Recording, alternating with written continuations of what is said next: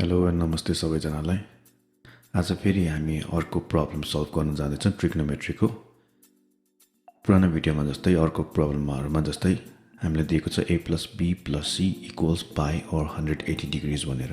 हामीले यसैबाट हामीले स्टार्ट गर्छौँ प्रब्लम। हामीसँग छ A+B+C equals pie. A B लाई C मा डिपेन्ड गराउन जाँदैछौँ। एज युजुअल हैन, हामी सबै हिसाबमा हामी यो गर्छौं। हाफ एंगलको कुरा भइरहेको छ, सो डिभाइड बाइ 2।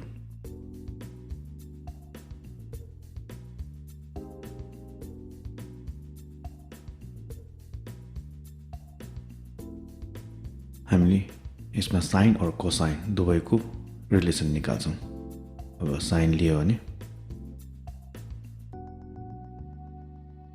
अनि कोसाइन लियो भने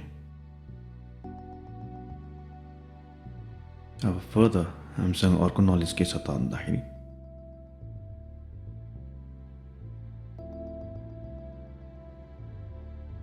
यसमा फर्मुला युज गरौँ। sin 90 - c/2 भनेको cos c/2, त्यस्तै गरी cos 90 - c/2 भनेको sin c/2। अब हामीलाई sin र cos को रिलेसनमा छ। A+B/2 लाई c/2 मा कसरी कन्भर्ट गरिन्छ रिलेसन छ हैन। यहाँ पनि cos र sin को रिलेसन पनि छ। हामीले अब यो चाहिँ फर्दर युज गर्छौं हिसाबमा।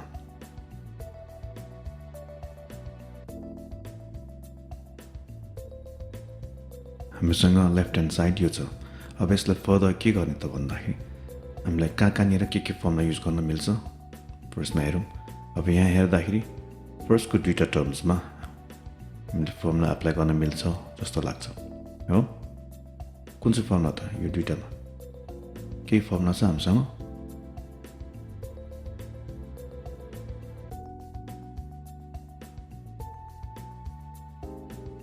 अब यो फर्मुला हामी यहाँ अप्लाई गरौँ। 2 sin c plus d/2 times cos c minus d/2 अनि पछाडिको sin c/2 हामीले जस्ताको त्यस्तै अहिले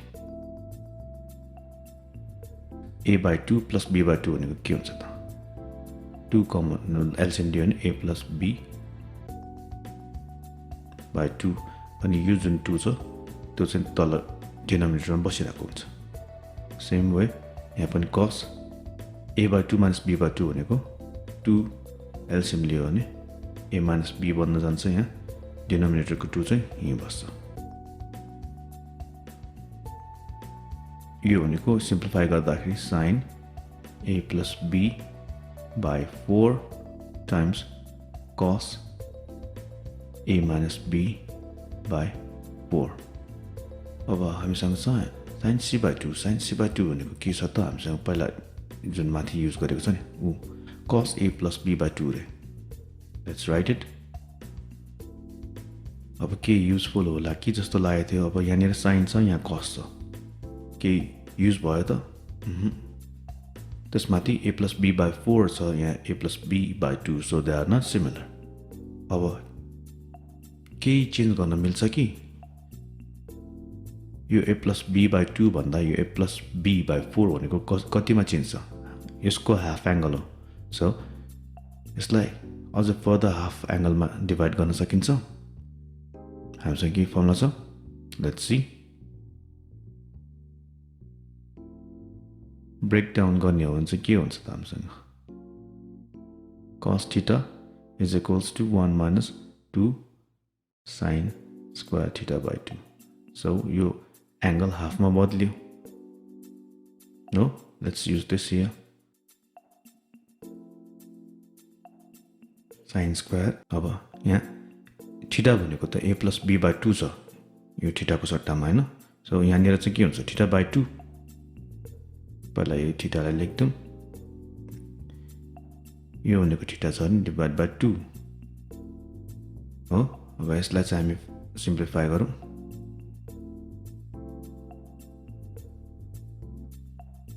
ब्रैकेट खोल्दौं 1 minus 2 sin square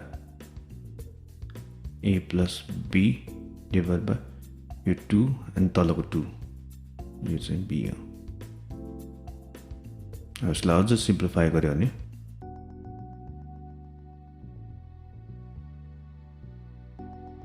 सबै स्टेप बाइ स्टेप सबै स्किप नगरिकन देखाएको भयो हैन। अब यहाँ हेर्दाखेरि हामीलाई केही चीज कमन जस्तो देखियो। यो पार्ट र यो पार्ट हेर्नुस् कमन छ। यहाँ पनि sin A+B डिभाइड बाइ 4 छ, यहाँ पनि sin A+B डिभाइड बाइ 4। फरक के छ, यहाँ दुईटा छ, स्क्वायर भनेको दुईटा त्यस्तो चीज छ हो, त्यसलाई चाहिँ हामी कमन लिन मिल्छ हामीले। Let's take common. अब यो 1 लाई चाहिँ यहाँ बिचमा परिरहेछ, 1 लाई चाहिँ म अगाडि सार्छु हो। 1 प्लस अब यसको कमन लिन्छ, 2 कमन आउँछ, त्यसपछि sin A+B divide by 4 common आउँछ। यो कमन लियो भने यहाँ यो टर्ममा के बाँकी रहन्छ, यो cos वाला मात्र बाँकी रहन्छ। अब यहाँ चाहिँ के बाँकी रहन्छ त, माइनस बाँकी रहन्छ। 2 गइसक्यो, sin स्क्वायरमा एउटा sin माथि गयो, र एउटा sin यहाँ बाँकी रहन्छ। अब चाहिँ सिमिलर हुन आयो, एंगलहरु सिमिलर हुन आयो। अब यहाँ हामीले के फर्मुला लगाउन सक्छ त फर्दर, हामीले यो लाइनमा हेर्दाखेरि अगाडिको त के पनि चेन्ज गर्नु पर्दैन। अब भित्र हामीसँग sin C minus sin D अथवा cos C minus cos D भन्ने फर्मुला थियो। अब यहाँ cos C minus sin D को त फर्मुला छैन हामीसँग। अब यहाँनिर अलिकति ट्रिक गर्नु पर्यो। के गर्नु पर्यो त भन्दाखेरि आइदर cos लाई sin मा चेन्ज गरौँ और sin लाई cos मा चेन्ज गरौँ। यो अगाडिकोलाई चेन्ज गर्नुभन्दा पछाडिकोलाई चेन्ज गर्ने इजी हुन्छ हैन। सो यसलाई कसरी चेन्ज गर्ने त, हामीसँग फर्मुला थाहा छ। sin लाई cos मा कसरी बदल्ने, sin थीटा लाई cos थीटा मा बदलिने हो भने चाहिँ sin theta equals to cos 90 minus theta गर्नु पर्यो, और cos pi by 2 minus theta गर्नु पर्यो। अब यो चीज चाहिँ यहाँ युज गरौँ।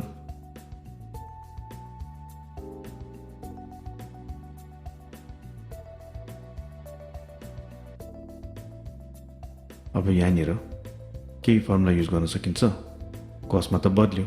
अब यहाँनिर हेर्दाखेरि यसलाई चाहिँ हामी C मान्न सक्छौं, यानी यो होल टिक्कालाई चाहिँ हामी D मान्न सक्छौं। अब cos C minus cos D को फर्मुला हामीलाई थाहा हुनु पर्यो।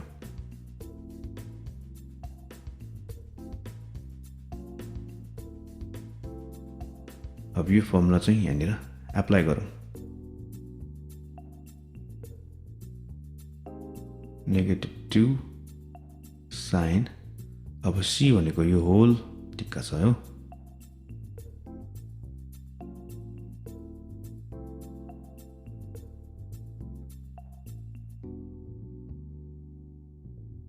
अब फर्दर के गर्न मिल्छ त, अगाडिको त नो चेन्ज। अब यहाँ पनि 2 नो चेन्ज। अब यसमा हामीले एलसीएम लिन मिल्छ। के एलसीएम लिन मिल्छ, 4 एलसीएम लियो भने a माइनस b जस्ताको त्यस्तै रहन्छ, प्लस यो 2 छ, सो एलसीएम 2 2 जा 4 4, सो 2 टाइम्स पाइ हुन जान्छ, माइनस 4 छ, सो त्यसैलाई यसलाई चाहिँ के चेन्ज हुँदैन, तर ब्र्याकेट चाहिँ नभुल्नु होला। सिमिलरली यो साइडमा पनि त्यही गरौँ। अनि यो जुन डिनोमिनेटरको 2 छ त्यो चाहिँ डिनोमिनेटरमा बस्छ। अब यहाँ पनि 4 एलसीएम लियौँ, योसँग 4 छ, सो त्यसैले यो नो चेन्ज।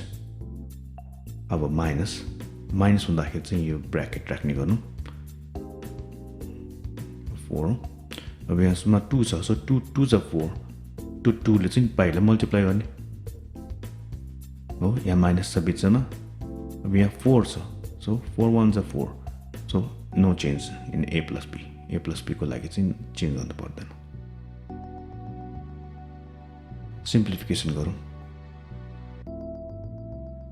अब ब्र्याकेटहरु खोलौँ। ब्र्याकेट खोल्दाखेरि के हुन्छ, a minus b plus 2 pi minus a minus b divided by 8. Similarly, in the second part, sin a minus b छ।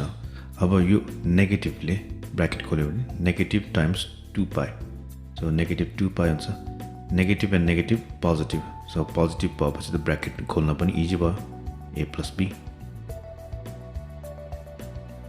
यहाँ पनि 2 बेसेस हो 4 2 जा 8 अब फेरि रिराइट गर्नुभन्दा अगाडि हामीसँग अब के छ त यहाँ a र नेगेटिभ a छ सो काटियो यहाँ नेगेटिभ b र b छ त्यो पनि काटियो अब further 2 pi minus 2b divided by 8 छ यहाँ sine okay negative 2 pi plus 2a divided by 8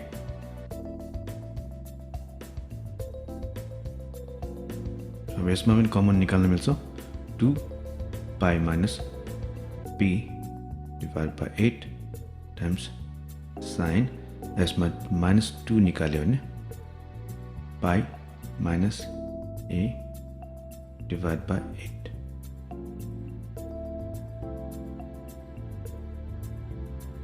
अब यहाँ हेर्यो नि हामीसँग 2 र 8 काटिन्छ 2 1 जा 2 4 जा 8 2 times 1 2 times 4 हो अब यसमा बाँकी रह्यो पाई minus b divided by 4 यसमा बाँकी रह्यो sine pi minus a divided by 4 तर यो माइनस पनि छ सो माइनस अब हामीसँग फर्दर के थाहा छ त साइनको भित्र माइनस छ भने माइनस साइन थीटा हुन जान्छ यो यहाँनिर एप्लाई गरौँ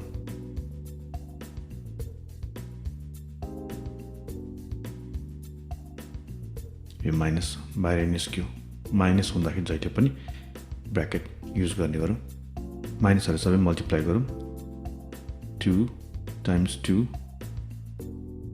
यो माइनस र यो माइनस हामीसँग मल्टिप्लाई गर्न मिल्छ यो माइनस र यो माइनस मल्टिप्लाई भयो भने प्लस बन्न जान्छ सो इट डिसअपियर्स हैन हामीले के गर्नु पर्दैन a plus b divided by 4 अब यसलाई लेख्ने हो भने चाहिँ sin pi minus b by 4 times अब यो माइनस अलरेडी मल्टिप्लाई भएर गइसकेछ so sin pi minus a divided by 4 अब एउटा मात्र यसलाई चेन्ज गर्न बाँकी छ यसलाई के कसरी चेन्ज गर्ने त 2 times 2 is 4 यसलाई कसरी चेन्ज गर्ने त के चेन्ज गर्छ हामीसँग माथि हेर्यो भने a plus b भनेको के हो त फर्दर माथि गयो भने a plus b भनेको pi minus c रहेछ त pi minus c लाई चाहिँ हामी तल लेख्छौं a plus b को ठाउँमा pi minus c by 4 sin pi minus b by 4 sin pi minus a by 4 अब यो चाहिँ हाम्रो राइट ह्यान्ड साइड हो Thank you. Good luck everyone. Please like, share and subscribe.